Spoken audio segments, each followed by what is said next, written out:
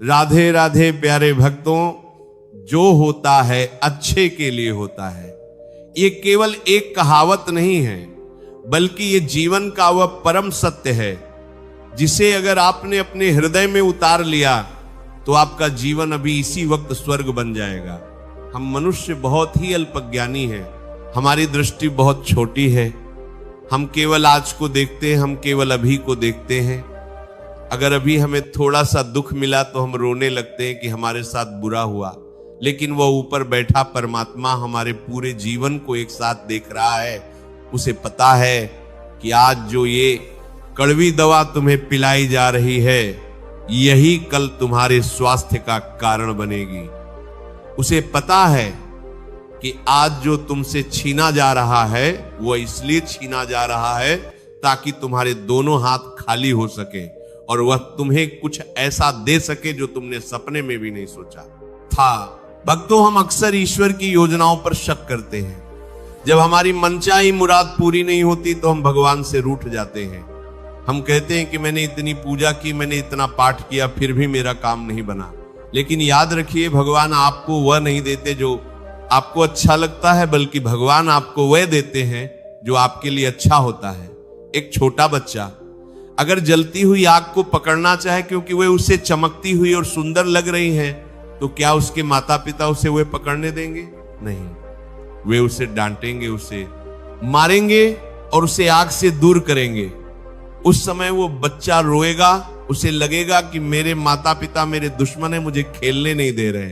लेकिन जब वो बड़ा होगा तब उसे समझ आएगा कि उस दिन माता पिता ने उसे मना करके कितना बड़ा उपकार किया था। ठीक वैसे ही हम उस बच्चे की तरह हैं और ईश्वर हमारे माता पिता हैं। वे हमें उन चीजों से दूर रखते हैं जो अंत में हमें जलाने वाली हैं। मैं आपको इस विषय पर एक बहुत ही प्रसिद्ध और मर्मस्पर्शी कथा सुनाता हूं। इसे बहुत ध्यान से सुनिएगा क्योंकि इस कथा में जीवन का सार छिपा है। एक बार एक राजा था, उसका एक मंत्री था जो बहुत ही ईश्वर भक्त और ज्ञानी था।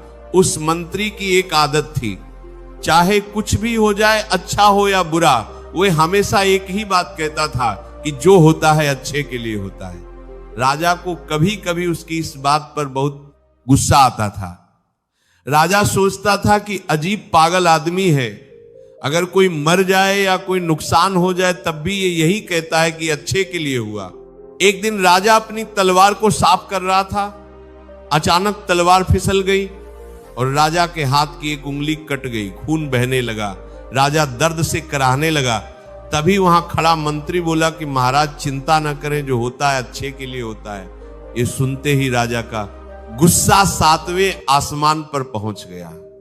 उसने सोचा कि मेरी उंगली कट गई है, मुझे इतना दर्द हो रहा है और ये कह रहा है कि अच्छे के लिए हुआ। राजा ने तुरंत सैनिकों को आदेश दिया कि इस मंत्री को ले जाओ और जेल में डाल दो, इसे कल सुबह फांसी दी जाएगी। ये लेके सैनिक मंत्री को पकड़ कर ले गए। जाते जाते भी मंत्री ने मुस्कुराते हुए कहा कि यह भी अच्छे के लिए हुआ। राजा ने सोचा कि ये तो पक्का पागल है, जेल जा रहा है, मौत सिर पर है और कह रहा है कि अच्छे के लिए हुआ। अगले दिन राजा अपने कुछ सैनिकों के साथ जंगल में शिकार खेलने गया। शिकार का पीछा करते करते राजा अपने सैनिकों से बिछड़ गया और घने जंगल में रास्ता भटक गया। वहां उसे जंगल में रहने वाले आदिवासियों के एक कबीले ने पकड़ लिया। वे लोग अपनी देवी मां को नरबली देने के लिए किसी इंसान की तलाश कर रहे थे। उन्हें राजा मिल गया। वे बहुत खुश हुए कि आज तो देवी मां बहुत प्रसन्न होंगी क्योंकि एक राजा की बलि दी जाएगी। वे राजा को पकड़कर अपने कबीले में ले गए। राजा को नहलाया धुलाया गया, उसे फूलों की माला पहनाई गई और बलिवेदी पर लेटा दिया गया। पुरोहित ने तलवार उठाई और जैसे ही वह राजा की गर्दन काटने वाला था तभी उसकी नजर राजा के हाथ पर पड़ी। उसने देखा कि राजा की एक उंगली कटी हुई है। पुरोहित ने तुरंत तलवार रोक दी और चिल्लाया कि रुको, इस आदमी की बलि नहीं दी जाता। शक्ति ये खंडित है, इसका अंग भंग है और देवी मां को खंडित शरीर की बलि नहीं चढ़ाई जाती, ये अपशगुन होगा, इसे छोड़ दो। आदिवासियों ने राजा को छोड़ दिया। राजा अपनी जान बचाकर वहां से भागा। जंगल से बाहर आते ही उसे उस मंत्री की बात याद आई कि जो होता है अच्छे के लिए होता है।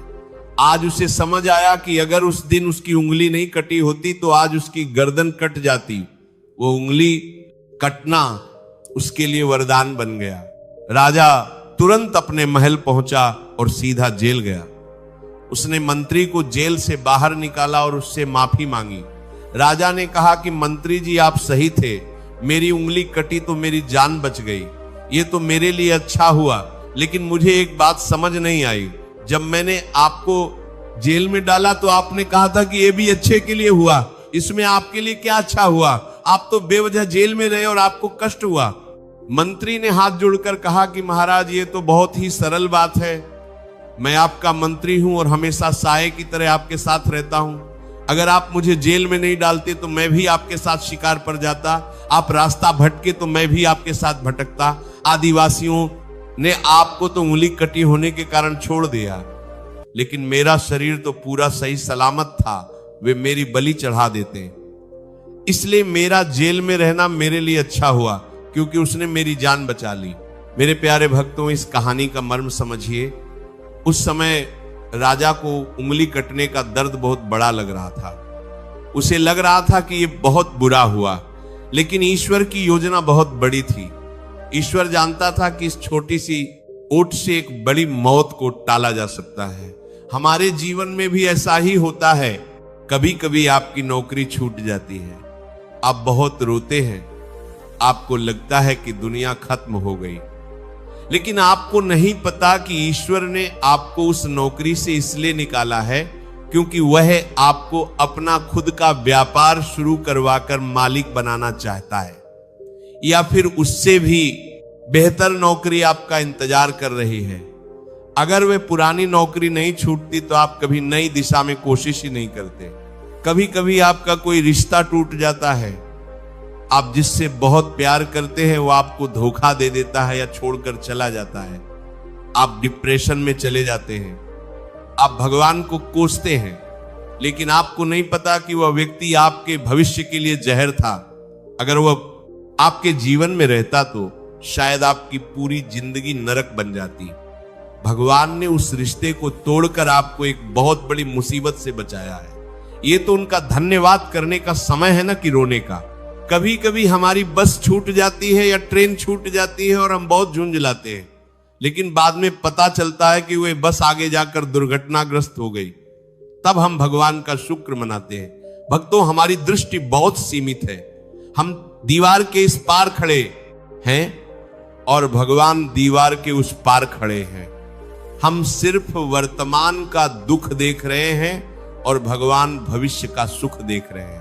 एक बात हमेशा याद रखिए कि माली जब पेड़ की छंटाई करता है तो पेड़ को दर्द होता है, उसकी शाखाएं काटी जाती हैं, लेकिन माली पेड़ का दुश्मन नहीं है। वह जानता है कि जब तक इन सूखी और टेढ़ी मेढ़ी शाखाओं को काटा नहीं जाएगा तब तक पेड़ पर नए फल और फूल नहीं आएंगे। पेड़ का आकार सुंदर नहीं होगा, आपके जीवन में आने वाले दुख और संघर्ष वही छंटाई हैं। ईश्वर आपको काट छांट कर सुंदर बना रहा है। जब भी आपके साथ कुछ बुरा हो तो 2 मिनट के लिए आंखें बंद करना और अपने इष्ट देव का ध्यान करके कहना कि प्रभु, मुझे नहीं पता कि इसमें मेरा क्या भला छिपा है, लेकिन मुझे आप पर पूरा भरोसा है। अगर यह आपकी मर्जी है तो इसमें जरूर मेरा कल्याण होगा। मैं इसे आपके प्रसाद के रूप में स्वीकार करता हूं। जिस दिन आप में आप स्वीकार भाव आ जाएगा, उस दिन आपके जीवन से तनाव, चिंता और डिप्रेशन हमेशा के लिए खत्म हो जाएगा। श्री कृष्ण ने अर्जुन से कहा कि हे अर्जुन, तू केवल कर्म कर, परिणाम की चिंता मत कर, क्योंकि परिणाम मेरे हाथ में है और जो मेरे हाथ में है वह कभी गलत हो ही नहीं सकता। अगर मैं विष भी दूंगा तो वह अमृत बनकर ही तेरे पास आएगा। मीराबाई को राणा ने विष का प्याला भेजा था। मीरा जानती थी कि यह विष है, लेकिन उन्हें अपने गिरधर गोपाल पर इतना भरोसा था कि उन्होंने हंसते हंसते वो विष पी लिया और कहा कि जो मेरे प्रभु ने भेजा है वह तो चरणामृत ही होगा। और देखिए उनका भरोसा जीता, वह विष सच में अमृत बन गया। आजकल के लोग थोड़ा सा नुकसान होते ही टूट जाते हैं, आत्महत्या जैसे विचार मन में लाने लगते हैं। अरे पगले, तूने अभी फिल्म का सिर्फ इंटरवल देखा है, पूरी फिल्म तो अभी बाकी है। हो सकता है कि कहानी का अंत बहुत ही शानदार हो, क्लाइमेक्स अभी आना बाकी है। धैर्य रख। जिस पत्थर को छेनी और हथौड़ी की चोट से डर लगता है वह कभी मूर्ति नहीं बन सकता। उसे हमेशा सीढ़ियों पर ही रहना पड़ता है जहां लोग उस पर पैर रख कर जाते हैं। लेकिन जो पत्थर चोट सह लेता है वह गर्भगृह में भगवान की मूर्ति बनकर विराजता है और दुनिया उसे पूजती है। आपको क्या बनना है? सीढ़ी का पत्थर या भगवान की मूर्ति? अगर मूर्ति बनना है तो चोट सहनी पड़ेगी और ये मानना पड़ेगा कि ये चोट मेरे भले के लिए है। आप अपने अतीत को मुड़कर देखिए। आपके जीवन में ऐसी कई घटनाएं हुई होंगी जब आपको लगा होगा कि सब खत्म हो गया, लेकिन आज जब आप पीछे मुड़कर देखते हैं तो आपको एहसास होता है कि अगर वह घटना नहीं हुई होती तो आज आप यहां नहीं होते जहां आप हैं। वह ठोकर आपको सही रास्ते पर लाने के लिए जरूरी थी। भक्तों, विश्वास एक ऐसी शक्ति है जो असंभव को संभव बना देती है। एक छोटा बच्चा अपने पिता के कंधे पर बैठा होता है, वह बेफिक्र होता है, उसे नीचे गिरने का डर नहीं होता। उसे पता है कि मेरे पिता ने मुझे पकड़ा हुआ है। क्या हमारा भरोसा उस बच्चे जैसा है? हम कहते तो हैं कि भगवान हमारे पिता हैं, लेकिन हम हर पल डरते रहते हैं। हमें लगता है कि भगवान हमें गिरा देंगे। ये कैसा विश्वास है? प्रारब्ध पहले रचा पीछे रचा शरीर। आपके जन्म लेने से पहले ही ईश्वर ने आपके जीवन की पूरी पटकथा लिख दी है। आपके सुख, आपके दुख, आपकी सफलता, आपकी असफलता, सब कुछ तय है। और वह परम दयालु है। वह कभी भी अपने बच्चों का हित नहीं कर सकता। अगर वह आपको रेगिस्तान की धूप में चला रहा है तो यकीन मानिए आगे उसने आपके लिए एक ठंडी छांव और मीठे पानी का इंतजाम कर रखा होगा। जीवन एक पहेली है, इसे सुलझाने की कोशिश मत करो, इसे जीने की कोशिश करो। जो हो रहा है उसे होने दो। नदी के बहाव के साथ बहना सीखो। नदी के बहाव के खिलाफ तैरोगे तो थक जाओगे और डूब जाओगे, लेकिन अगर समर्पण कर दोगे और खुद को बहाव में छोड़ दोगे तो नदी खुद तुम्हें किनारे लगा देगी। ईश्वर की इच्छा के साथ अपनी इच्छा को मिला दो। आज से शिकायत करना बंद करो। ये मत कहो कि मेरे साथ ही ऐसा क्यों हुआ, बल्कि ये कहो कि प्रभु आपका धन्यवाद कि आपने मुझे इस योग्य समझा कि मैं इस परीक्षा को दे सकूं। मुझे शक्ति दो कि मैं इसमें पास हो सकूं। सकारात्मक सोच का जादू देखिए। जब आप हर घटना में अच्छाई ढूंढने लगते हैं तो आपका दिमाग वैसे ही काम करने लगता है। अगर आप ट्रैफिक में फंस गए हैं तो बजाय गुस्सा होने के ये सोचिए कि शायद भगवान ने मुझे किसी दुर्घटना से बचाने के लिए यहां रोका है, मुझे अपने परिवार से फोन पर बात करने का वक्त दिया है। नजरिया बदलते ही नजारा बदल जाता है। रावण बहुत ज्ञानी था, लेकिन वह भगवान की योजना को स्वीकार नहीं कर पाया। उसे लगा कि वह अपनी मर्जी से सब कुछ चला लेगा, और अंत में क्या हुआ? विनाश। विभीषण ने भगवान की मर्जी को स्वीकार किया। उसने अपमान सहा, लात खाई, लेकिन कहा कि जो राम जी की मर्जी, और अंत में वह लंका का राजा बना। समर्पण में ही विजय है। तो मेरे प्यारे भक्तों, अपने मन के बोझ को उतार फेंकिए, चिंता की गठरी को श्री कृष्ण के चरणों में रख दीजिए और बिल्कुल हल्के हो जाइए। जैसे एक सूखा पत्ता हवा के झोंके के साथ उड़ता है, उसे नहीं पता कि वो कहां जाएगा, लेकिन उसे हवा पर भरोसा होता है। वैसे ही आप भी उस विराट शक्ति की हवा पर भरोसा रखिए। जो चला गया उसे जाने दो, जो टूट गया उसे बिखरने दो, क्योंकि जब पुराना जाएगा तभी तो नया आएगा।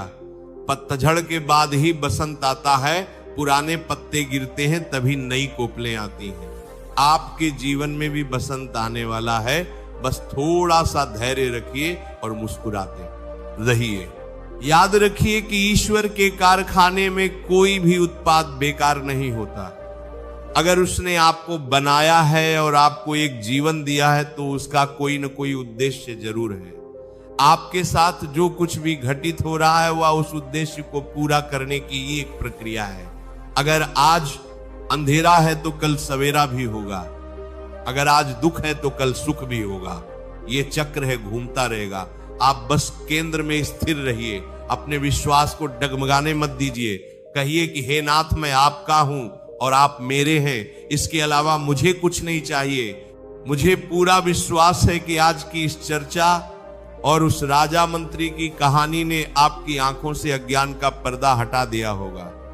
आज से आप रोएंगे नहीं, बल्कि हर परिस्थिति का स्वागत करेंगे। अब समय आ गया है आपसे विदा लेने का, लेकिन जाने से पहले मेरी आपसे एक विनती है। अगर आपको आज का यह वीडियो प्रेरणादायक लगा हो और इसने आपके मनोबल को सहारा दिया हो तो कृपया इसे लाइक करें।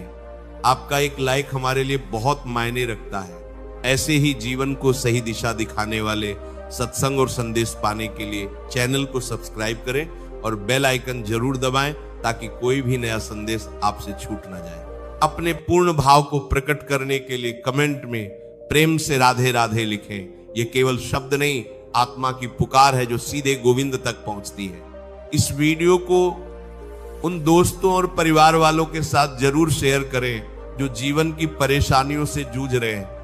आपका एक शेयर उनके जीवन में नई आशा जगा सकता है। तो आइए अपने जीवन की डोर सांवरिया के हाथों सौंपते हुए प्रेम से कहें, राधे राधे। जय